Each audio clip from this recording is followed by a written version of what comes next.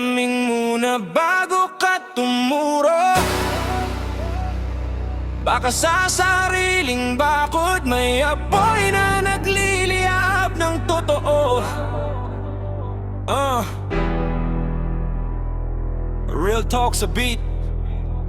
Hindi lahat ng nakikita mo ikaw ang hukom sa paligid.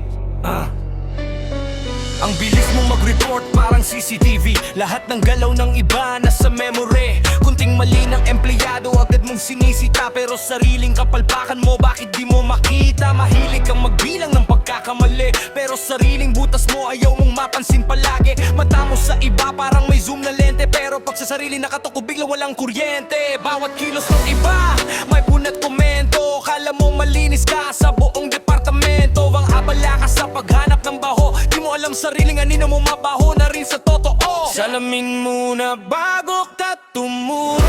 Tingnan mo sarili mo bago humusga ng husto. Kung mali ay mali, patas dapat ang trato. Hindi lang sa mababa kundi pati sa nakaupo. Salamin muna bago mag-ingay. Baka sariling kasalanan mo ang dapat mong silipin ngay. Pag hustisya ang hanap mo, gawing pantay ang tingin. Hindi pili, hindi kampi para malinis ang hangin.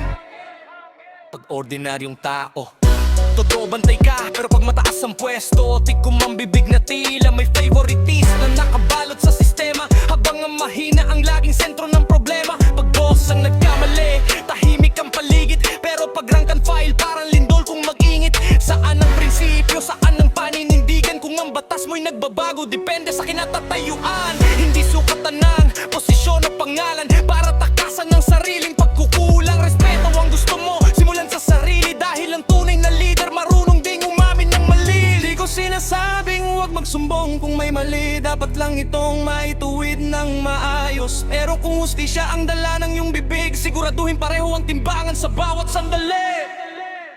Ang taong matapang hindi puro turo, kaya niyang harapin sariling multo. Hindi puro sisi, hindi puro puna, kundi solusyon ang dala sa bawat problema. Kaya bago ka magtaas ng daliri sa iba, tingnan mo muna kung ilan ang nakaturo pabalik sa'yo na. Dahil ang tunay na dangal ay nasa pag-amin na kahit sino'y may pagkukulang din. Yeah, hindi lahat ng maingay ay tama, at hindi lahat ng tahimik ay wala nang nagagawa. Kung gusto mong umayos ang buong samahan, simulan sa sarili bago manghusga ng kapwa-tao. Salamin muna bago tumuro.